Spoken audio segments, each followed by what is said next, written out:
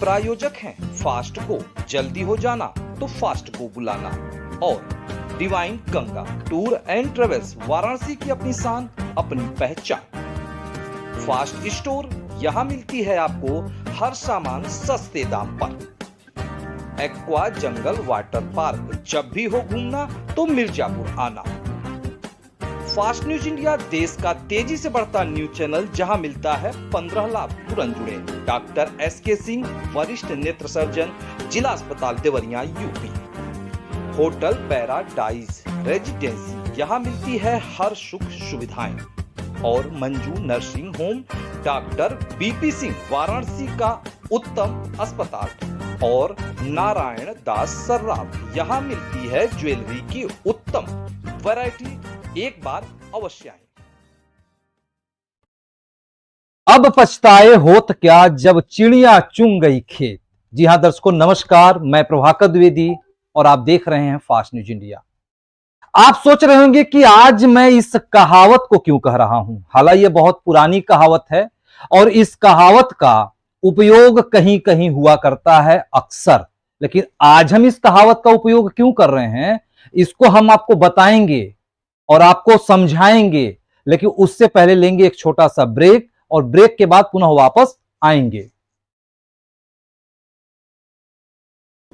आई भारत, भारत का अपना स्वदेशी सर्च इंजन जो देता है Indian news, current affairs, Indian startups, Indian e-commerce sites और स्टोर से जुड़ी सही और सटीक जानकारी।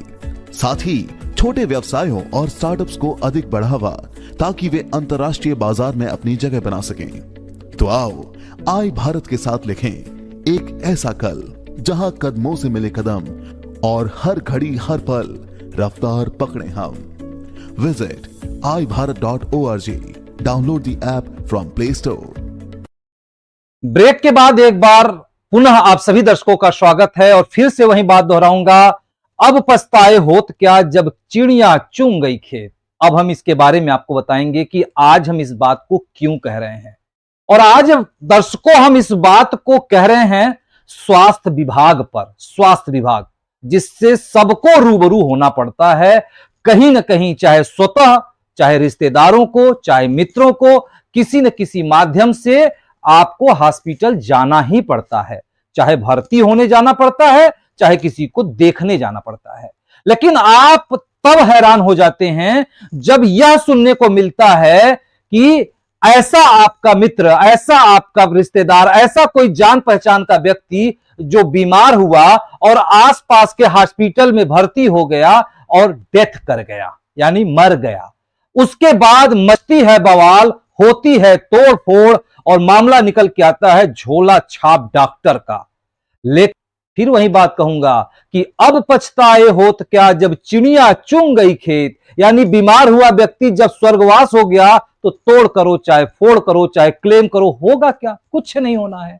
लेकिन आज बहुत ही अच्छी बात आप सभी लोगों के लिए लेकर के आया हूं और खास तौर से यह बात वाराणसी के जनता के लिए सबसे बेहद है, क्योंकि वाराणसी का प्रशासन कमर कस चुका है और संकल्प ले चुका है कि वाराणसी में चुन चुन करके झोला छाप डॉक्टरों का सफाया करेगा। तो कैसे सफाया करेगा, क्या करेगा, इसलिए हमारे वाराणसी के डिस्ट्रिक्ट इंचार्ज आशीष श्रीवास्तव पहुंचे हैं आज वाराणसी के CMO के पास। वाराणसी के CMO यानी मुख्य चिकित्सा अधिकारी, जिनका नाम है संदीप चौधरी हैं। और इसी मामले पे कि जो वाराणसी में झोला छाप डॉक्टर हैं, जो छिप छिपा के, बच बचा के, धन खर्चा करके अपने हॉस्पिटल को चलाते हैं और लोगों के जान के दुश्मन बन जाते हैं, उनका क्या होगा। तो वाराणसी के मुख्य चिकित्सा अधिकारी संदीप चौधरी ने चौंकाने वाली बात कही है। तो क्या बात कही है, हम आपको पूरी वीडियो दिखाने जा रहे हैं, तो आप धैर्य से देखें, पूरा वीडियो देखें, क्योंकि आपके लिए यह वीडियो बेहद जरूरी है और आपको देखना भी चाहिए। और आपके क्षेत्र में यदि इस तरह के झोला छाप डॉक्टर हैं जिस पर मुख्य चिकित्सा अधिकारी ने बात कही है, तो आपको भी पहल करनी चाहिए। तो चलिए दर्शकों, बिना देर किए आपको ले चलते हैं मुख्य चिकित्सा अधिकारी के पास आशीष श्रीवास्तव के माध्यम से। और जैसा कि हमारा हर हफ्ते में एक सेगमेंट चलता है हेल्थ का, उस सिलसिले में जो हम लोग आए हुए हैं और इस बार जो हमारी शख्सियत है बहुत बड़ी पर्सनालिटी हैं और बनारस के जितने भी मेडिकल से संबंधित है उसके सबसे बड़े जो है अगर देखा जाए तो अधिकारी हैं। और हम बात कर रहे हैं डॉक्टर संदीप चौधरी जी की, जो कि सीएमओ है, मुख्य चिकित्सा अधिकारी वाराणसी से। सर से हम बात करेंगे कि जो कि बनारस में चल रहे हैं इस समय अवैध हॉस्पिटल और संचारी रोग पर भी, और जो पीएससी सीएससी केंद्र है इस पे निर्माण जो चल रहा है इस पे सर से बात करेंगे। तो सबसे पहले हम सर को जो है फास्ट न्यूज़ इंडिया की तरफ से सर आपका धन्यवाद करते हैं कि आपने थोड़ा सा, मैं अपने सहयोगी संदीप जी से बोलूँगा कि दिखाएं कि सर क्या व्यस्त हैं। इसमें से सर ने हम लोग को 10 मिनट का समय दिया है, तो सर को जो है फास्ट न्यूज़ इंडिया की तरफ से हार्दिक शुभकामनाएं। सर खड़ा होना पड़ेगा मुझे। सर जो कि इस समय जो हॉस्पिटल में जो चल रहे हैं, जो अवैध हॉस्पिटल और जो कि नियम कानून से नहीं चल रहे हैं, तो ये सर आपको कैसे पता चला कि इतना बड़ा यहाँ पे जो है एक तरीके से एकदम गोलमाल चल रहा है और जो है गरीबों के साथ जो लूट खसोट चल रही है? ये हमारे माननीय जिलाधिकारी महोदय का स्पष्ट निर्देश था कि जो भी पंजीकृत अस्पताल है, जो नियमावली से उन्हें पंजीकृत किया जाए और जो पंजीकृत है उनका नाम nic.nic.in पे डिस्प्ले किया जाए। जैसे कि आम जनता जब कभी इलाज करने जाए तो वो उस पंजीकृत अस्पतालों को nic.nic.in पे देखकर उन्हीं चिकित्सालयों पे जांच कराएं और पंजीकरण की प्रक्रिया में वहाँ पर HR की आवश्यकता होती है, पोल्यूशन बोर्ड से सर्टिफिकेट की आवश्यकता होती है, साथ साथ हमारे फायर की एनओसीज होती है। इस प्रक्रिया में हमारे ऑनलाइन प्रोसेस में पंजीकृत था, ये सब कुछ ऑनलाइन है और इसमें जो पंजीकृत अस्पताल है उनका हम पूरा लिस्ट NIC वाराणसी nic.nic.in पर डिस्प्ले करते हैं और जो पंजीकृत नहीं उनका भी नाम उस पर है। तो कोई भी व्यक्ति कभी भी कहीं भी किसी चिकित्सक के पास जाने से पहले उस पर varanasi.nic.in पर देख ले कि वो अस्पताल पंजीकृत है, चिकित्सक का क्लिनिक पंजीकृत है या लैब पंजीकृत है या नहीं, तब हो जाए। तो इससे ये स्पष्ट हो जाएगा कि जो मानक के तहत हैं वो कार्य कर रहे हैं और अच्छा कार्य करें, जैसे हमारी आम जनता को सही तरीके से इलाज मिले। ये हमारे जिलाधिकारी महोदय का स्पष्ट निर्देश था और वो इसी एक क्रम में हम लोग ने ये सारे कार्य किए और आगे जो भी नियमावली निर्देश था और वो इसी एक क्रम में हम लोग ने ये सारे कार्य किए और आगे जो भी नियमावली हमें रहेगी उस पर हम कार्य। क्योंकि सर कार्य तो एकदम बहुत ही सराहनीय कार्य है और अभी तक मैंने अपने जो इसमें पीरियड में ये चीज नहीं देखा जो कि इस समय चल रहा है। बहुत तेजी से मैं डॉक्टरों को देख भी रहा हूँ। सर क्या ये लैब पर भी इसी तरीके से है कि केवल जो है डॉक्टर है या हॉस्पिटल है उस पर? लैब पर भी, लैब का भी पंजीकरण लेना हमसे जरूरी। बिना पंजीकृत हुए कोई लैब चला नहीं सकते। उनके भी मानक हैं, हम एक मानक के आधार पर ही देते हैं। वो भी लिस्ट आपको NIC varanasi.nic.nic पर आराम से मिल जाएगा, जिसका हमने डिस्प्ले सभी हमारे पब्लिक एड्रेस सिस्टम्स में, पब्लिक डिस्प्ले सिस्टम नगर पालिका के जो हमारे बोर्डिंग्स होते हैं उस पर भी लगातार आ रहा है। और मैंने कई बार हर सोशल मीडिया, प्रिंट मीडिया, कई मीडिया के माध्यम से कहा कि हर व्यक्ति varanasi.nic.in पर लॉगिन करके ही सब कुछ देख ले।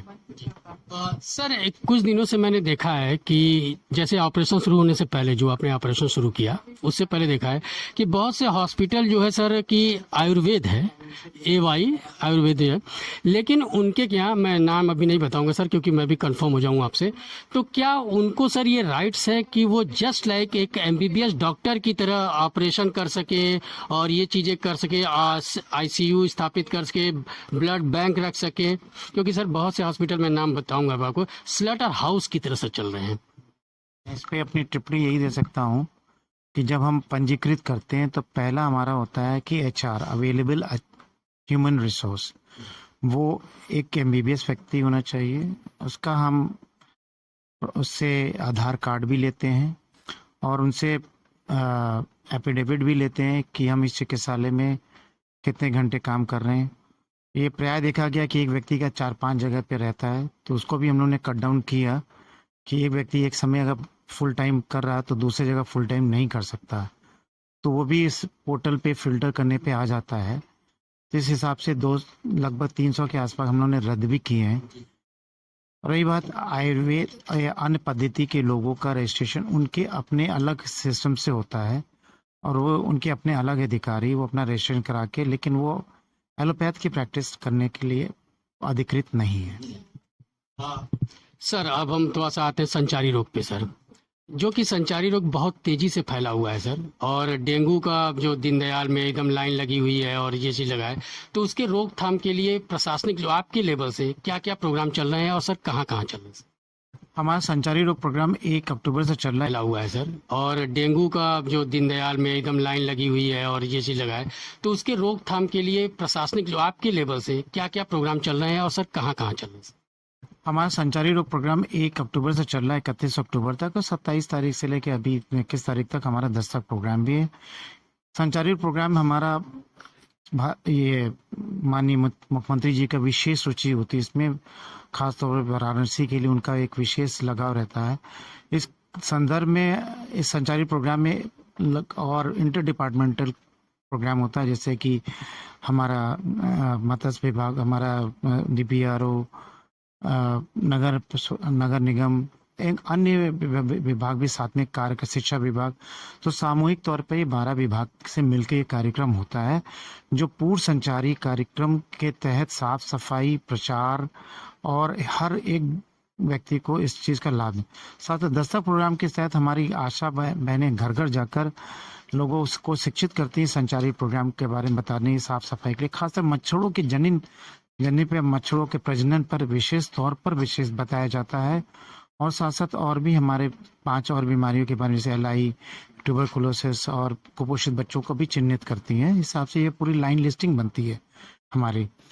और इसमें विशेष तौर पे हमारा नगर निगम और पंचायत राज विभाग हमें सहयोग करता है, तो फॉगिंग और लार्वा इन सब का कार्य शहर में नगर निगम करता है और ग्रामीण इलाकों में पंचायत राज विभाग करता है, जिसके विशेष तौर पे सभी जगह आप देख रहे होता भी रहता। इस बार हमारे जिलाधिकारी महोदय ने स्पष्ट निर्देश दिए और किस विभाग को कितना कार्य करना है वो भी पहले से एक लेआउट तैयार है। यानी कहने के मतलब है कि एक दिन में कितनी नाली साफ करनी है नगर निगम, वो भी पहले से लेआउट तैयार है। तो उस हिसाब से मॉनिटरिंग भी होती है और लगभग हमारा उसी हिसाब से चल रहा है साफ सफाई। और इसके अथवा भी अगर किसी को भी कहीं पर ऐसा चीज़ मिलती है तो हमें कहीं भी हमारे ऐप पे फ़ोन करें या नगर निगम के ऐप पे फ़ोन करें, हम साफ सफाई और विशेष तौर पर मेरे आप सभी से अनुरोध है कि कोशिश करें कि मच्छर के प्रजनन पर रोके। इसके लिए जिलाधिकारी महोदय ने पुनः एक विज्ञप्ति निकाली है कि हर एक सरकारी ऑफिस में एक व्यक्ति को नोडल बनाया गया है कि अपने ऑफिस में पूरे ऑफिस के वो भ्रमण करे, पूरे ऑफिस का वो देखे, पूरे ऑफिस में देखे कहीं पे ऐसी जगह पे जब बच्चों का स्रोत तो नहीं है, तो उसकी जिम्मेदारी है वो भी इसकी रिपोर्टिंग हम ले रहे हैं। प्लस हम लोग घर घर भी सबको इस पर जाके आशा द्वारा बता रहे हैं। और हमारे आपने देखा कि कूड़ा गाड़ी वगैरह में हमारे ऑडियो हमारे जितने हम पूरे ऑफिस के वो भ्रमण करे, पूरे ऑफिस का वो देखे, पूरे ऑफिस में देखे कहीं पे ऐसी जगह पे जब बच्चों का स्रोत तो नहीं है, तो उसकी जिम्मेदारी है वो भी इसकी रिपोर्टिंग हम ले रहे हैं। प्लस हम लोग घर घर भी सबको इस पर जाके आशा द्वारा बता रहे हैं। और हमारे आपने देखा कि कूड़ा गाड़ी वगैरह में हमारे ऑडियो हमारे जितने हमारे पब्लिक डिस्प्ले विजुअल भी है, साथ साथ सभी रेडियो चैनल्स पे भी हमारे आ रहा है, पिक्चर हॉल्स में भी हम तो प्रचार, और साथ साथ बच्चों के माध्यम से बेसिक शिक्षा, माध्यमिक शिक्षा के माध्यम से प्रत्येक स्कूल में कितने क्विज होने हैं ये भी है, कितने बच्चों को कौन सा कंपटीशन करना, कितने बच्चों को अपने घर वालों को कितना मोटिवेट करना, ये सारा वर्कअप है। और उनको पैम्पलेट्स भी संचारी रोग के बांटे गए हैं, जिससे कि ज़्यादा से ज़्यादा व्यापक प्रचार हो, जैसे बीमारियों को हम जल्द से जल्द रोक। सर लास्ट 2 क्वेश्चन कि सर जब मान लीजिए कि जैसे आपने बताया कि नालियों को रोका जा रहा है नगर निगम द्वारा और विकास भवन के जो CDO सर के माध्यम से, लेकिन सर अगर जिसका एरिया बॉर्डर लाइन पे हो, न कि वो नगर निगम में है न वो पंचायती राज में है, तो सर वहाँ पे जो हो रही है तो फिर वहाँ कैसे हो रही है? क्योंकि ये सर पश्चिमी गेट DLW के पश्चिमी गेट पे ये सर बहुत बड़ा ये एक समझ लीजिए कि मुद्दा। जी हाँ, ये विषय संज्ञान में आया तो तत्काल वहां पर हमारे नगर निगम की टीम जाके उसको पूरा टेकअप किया। और ये कोई बॉर्डर एरिया नहीं, पूरा वाराणसी एक है और हमारे जिला अधिकारी एक हैं। उनका पूरा अपना एक विशेष तौर पे अभियान है। कोई अगर ऐसी जगह छूटती है तो प्लीज़ आप हमें सूचित करें, हमारे नगर निगम को सूचित करें। कोई भी एरिया हम छोड़ेंगे नहीं, हम हर एक एरिया को कवर करेंगे और अगर ऐसा है तो आप मुझे सूचित करें, तत्काल उस पर कार्रवाई होगी। सर जो कि काम तो हेल्थ को लेके काम से सब जनता, जहाँ तक हम लोग का व्यू आता है, वो काफ़ी संतुष्ट दिख रही है, अब दिख रही है। और इस विषय पे मैं आपको बताऊंगा अभी सर कि कहाँ पे ये है। सर जो कि अगर देखा जाए जो CSC केंद्र है या PSC केंद्र है, कहीं और भी सुन रहा हूँ कि इसका निर्माण हो रहा है। जैसे सर लम्ही मुंशी प्रेमचंद जी का जो बेल्ट आता है, चोलापुर के बाद कहीं भी वहाँ पे प्राथमिक स्वास्थ्य केंद्र नहीं है। अभी सुने कि शायद उसको आप लोगों ने आगे बढ़ाया है, तो क्या एक ही दो से काम चल जाएगा सर कि और भी आगे बनारस में इसकी? देखिए अभी लगातार 15 वित्तीय आयोग वित्तीय के और हमारे जो कई एक हमारे प्रोजेक्ट चल रहे हैं, सब लगभग कंप्लीट के प्रोसेस पे। जैसे सारनाथ का भी बहुत जल्दी दिसंबर में पूरा हो जाएगा।